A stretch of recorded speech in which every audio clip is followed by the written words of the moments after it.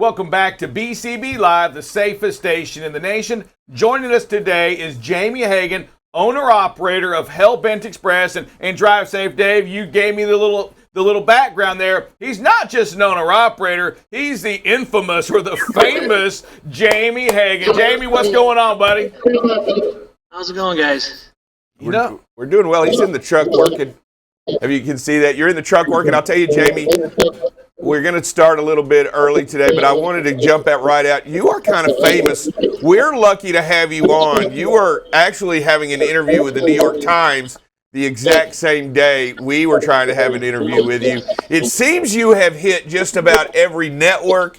Every famous person is interviewing Hellbent Express. What is the secret to get that much publicity? What's the secret? I don't know. just lucky guy, I guess. I don't know. Hey, Jamie, you grew up in trucking, right? You grew up riding with your dad in the trucking.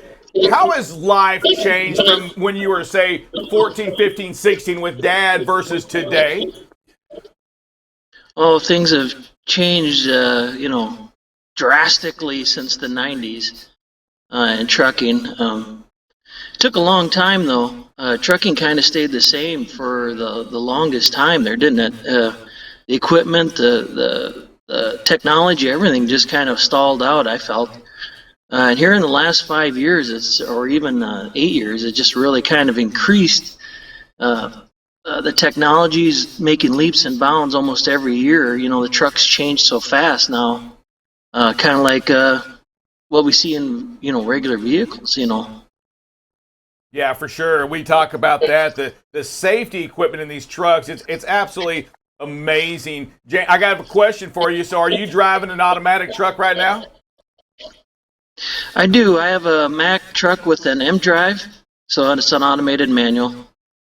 All right, and so for many people, and I'll tell you, when we began using automatics, in some of our fleet trucks, boy, let me tell you, we had drivers just, and this was back in 14 or 15. Drivers, they were angry at us, and we used to tell them, hey, just put your hand down there and act like you're shifting, because the safety it gave us, the fuel economy, and Jamie, let's face it, at the end of the day, the drivers that were starting to come in, they weren't the same drivers that were the older school drivers that knew how to shift, knew all that. We had to start getting our equipment ready for a younger group of drivers coming into the market. The guys that, I would say almost my entire fleet are guys that are my age or older, and everyone seems to be apprehensive of the M drive until they use it. And then once they get used to it, that first 2 weeks, they all say, I'll never go back to shifting. Exactly. So that to me is a testament to the transmission. Yeah, there was a time that nobody would want it, and now you go and you get a driver. Nobody wants a manual transmission at all. Nobody wants to drive a 13. I don't even know that many people that come into the industry that even know what a 13 speed is or actually can handle a 13 speed. But these automatics have really changed the way you drive, and it's nice to know that yours is the same way. It's all over the deal. Jamie, where are you operating out of, and where are you operating out of? Well, right now I'm in Portage, Wisconsin, and I'm delivering some water heaters up here to Minneapolis, and then off to Sioux Falls, South Dakota for the weekend. And yeah, we're trucking. Hey, Jamie, you bring up some points in the pre-interview, and I want to touch base on these. And we're talking about drivers being treated like people. We're a big proponents of that. We talk about that, is that, I really do think that trucking companies, and I think we're getting better at it, but the nation, they forget that the truck drivers are humans, that they indeed have the same bills, they want to put their kids through college, they have a house payment, they have the exact same things that everybody has. Jamie, talk to me a little bit about your perception on how do you feel like this country is treating the drivers, say today versus 10 years ago? Um, well, drivers, it's a huge thing. Being a truck driver my whole life, just understanding the plight of the situation. You know what I mean?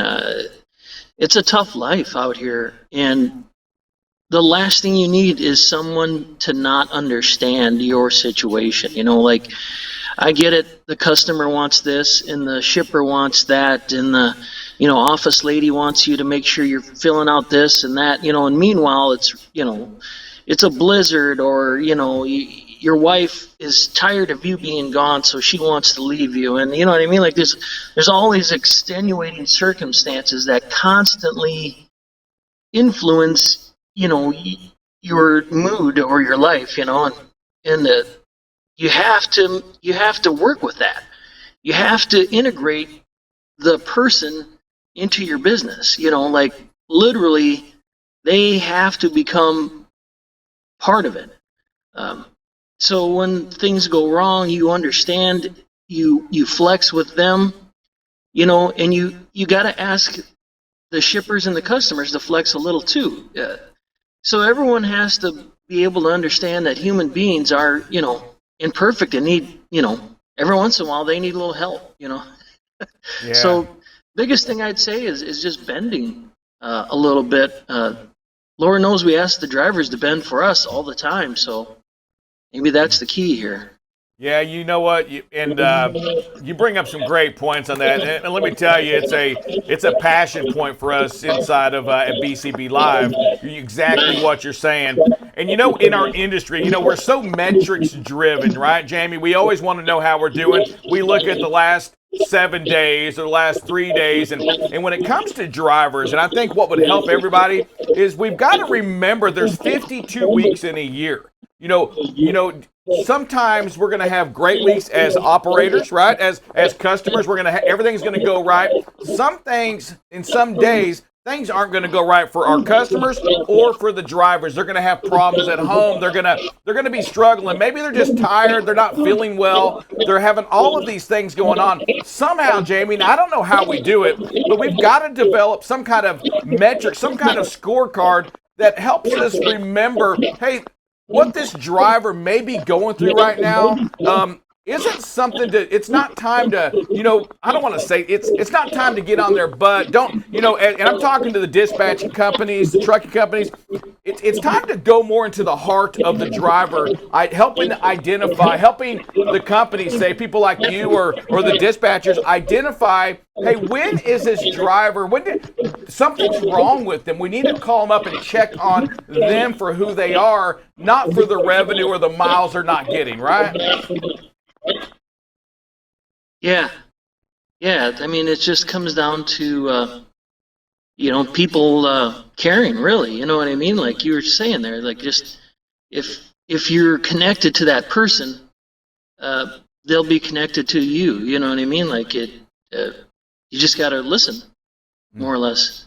Yeah, and I believe I think I agree 100%, Jamie. It's about the relationship between two people, not necessarily a metric, but the actual genuine relationship that you have with another human and understanding what their needs, wants, and possible problems are, and trying to help solve them together or work through them together. Yeah, but Jamie and David, I'm going to talk to you guys on this. So, Jamie, I'm going to say this, is that as trucking companies, and you're going to know that, trucking companies measure off metrics, right? We're going to look at the metric, we're going to see something. But I do believe that the owners, whether you're a small company, the owner of a dispatcher that has 30 drivers, I think they have got to have the courage and that ability to stick up for their drivers. I don't care what the metrics are saying. Those dispatchers, the owners of smaller trucking companies, they've got to make sure that they're sticking up for those drivers that need it. I don't care what the metrics say. My driver's going through something right now, guys. They need another day off. Somebody has to stick up for them as well, to be that leader for them. Jamie, any thoughts on that? Well, I understand that, the biggest thing is let's say the customer, they have their agenda and they need your product that you're bringing in from across the country. The shipper, they need it, they need it there at a certain time. They made a promise to the customer. You know what I mean? I understand everyone's got their agenda, everybody's got their plans, but there has to be flexibility in the plan. It's no different when you go to load, let's say, or to deliver, and the forklift personnel needs to have a break, or needs to use the bathroom. Anything in there causes a ripple effect, and that's the same way when you're in the truck. And people can have a bad day, or just be completely wore out. I mean, it's a tough, stressful life out here. And a lot of drivers are kind of highly motivated individuals. Those people tend to gravitate towards trucking because you can work yourself a lot harder than, say, a normal 8 to 5. And I see a lot of drivers that do it. You get kind of used to the money, so you just work yourself right into the ground. It's a real problem we have. And the key is making sure, even as their ownership and dispatcher, I got to make sure that they're also taking care of themselves, which is a little hard because I have the same problem. As you can see, I'm out here driving. Do you have, Jamie, and Hellbent Express, where did that come from? How did you get Hellbent Express for the name of your company? What does it mean, and where did it derive from? Because it sounds like you got a little bit of crazy going on there with Hellbent Express. Well, it kind of ties into that last question, doesn't it? Yep. I was my CB handle was Hellbent Hagen. A guy gave that to me because I was just always just so hell-bent on getting things done. So when it came time to form my LLC, I just, pulled the rabbit out of the hat there. I was just like, yeah, we'll just call it Hellbent Express. And it's worked really well, I get a lot of name recognition from it. Just the other day, I told the broker what my name was. I hadn't done a load with him before, and the guy laughed out loud, and he's just like, man, he goes, I love that name. He goes, I'm going to write that down. So it's definitely got me some cachet out there with the people that matter, shippers, customers, brokers, Yeah, for sure. I'll throw you a name out there. Last Choice Express. We had a company that did business. I'm thinking, who would do business as Last Choice Express? Didn't make any sense on that. Love the Hellbent name. Hey, talk to me a little bit about safety. What are you doing, or what do you see with safety out there on the road? And not just you and your drivers, but with all the four-wheelers and the trucks.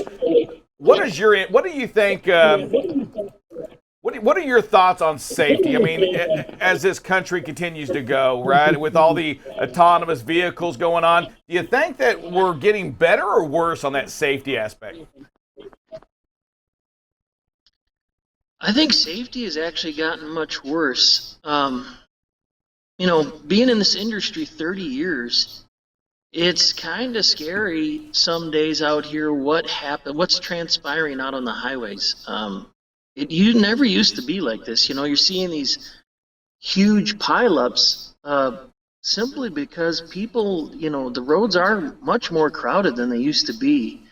And I think that people are just more willing to take kind of crazy risks, and whether they believe they are or not. You know what I mean? I think people are literally, whether they're using their phone, I don't know, but they're getting much more careless than they used to be. And for me, safety's always been the first thing. Everyone says safety first, but for me, that's always meant when it comes time to make a decision on what you're going to do, you ask yourself, is this the safest thing the way to execute this? And that's the way I've always approached things. So how I've made it with 4 million miles without an accident, wow. But it's just, you just say to yourself, is this the safest thing I can do? Even if that means breaking the law. By the way, I am not an advocate of the hours of service being this for safety. I honestly, because sometimes breaking the law is the safest thing you can do for yourself and those around you. So you apply that rule first. That's actually interesting. I'm just trying to, I think about safety all the time, and I've never really put that breaking the law into effect. So I got coffee here. I'm gonna drink on that for a second and kind of run that through my mind. But I do get what you're saying, right? Is that, you know what, sometimes you have to go that extra 30 minutes maybe to find a better parking space because the one you're at right now, whether you're out of hours or not, there's an example. You know what? It's not safe. You know, you're parked in a bad place. Only bad things can happen here. You know what? You've got to keep going, and you got to find another a safer parking spot, even if that means you're pushing forward a little bit on your route. Absolutely, and you know, just because if you're out there on the road, and you know that you're talking about the hours of service, there are times when you can't stop here, or and that's exactly what Rick's talking about. When you can't stop, you need to move on, and you need to find a place. I think those are definitely times when you need to look at it, understand it, try to get beyond where we're at. I want us to always stay within the law. You know what I mean? Let's try to always work hard to stay within the law. But I get it. Hey, let me ask you a question. With all that's been going on lately in the world and in with the fuel and the cost of equipment, what would be your advice right now if I was looking to jump out and become my own owner-operator right now? Is now the time, or what do you think? Man, now is not the time, I don't think. Oh, man. I'd hate to be starting right now from zero. Equipment prices are skyrocketing, doubling, tripling in prices.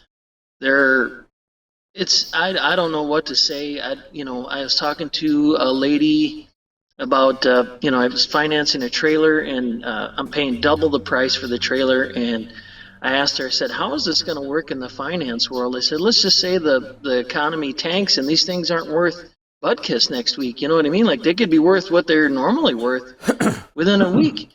And she said, as a finance company, they're scared, but they're asking people to put a lot of money down.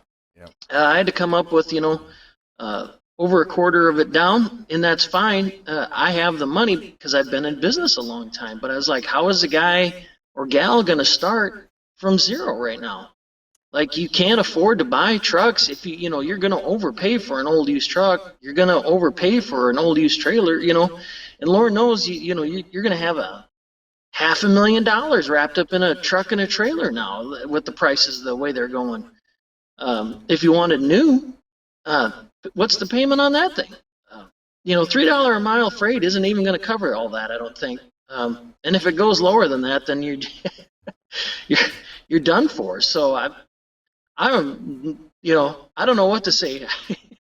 Yeah, it's a tough one, but we've been talking about that, Jamie, and you're kind of echoing exactly what we've been saying. Is that, you know what, right now, especially with fuel hitting where it is, it's not the time to jump in because you have the increased fuel, which again, most independent contractors aren't going to gain a fuel surcharge. They're getting that market price out there on the spot market is where they're jumping in at. The equipment is crazy high, and exactly what you said, the only way the finance companies are able to get this thing going is you've got to put a lot of money down. And if you're not in the business like you've been, sometimes we're seeing 35 to 40% down payments to get into that truck that you are overpaying. I mean, we're seeing prices from 3 years ago when the truck was brand new, people paying more with 300,000 to 400,000 miles on that same truck. It's insane, right, Jamie?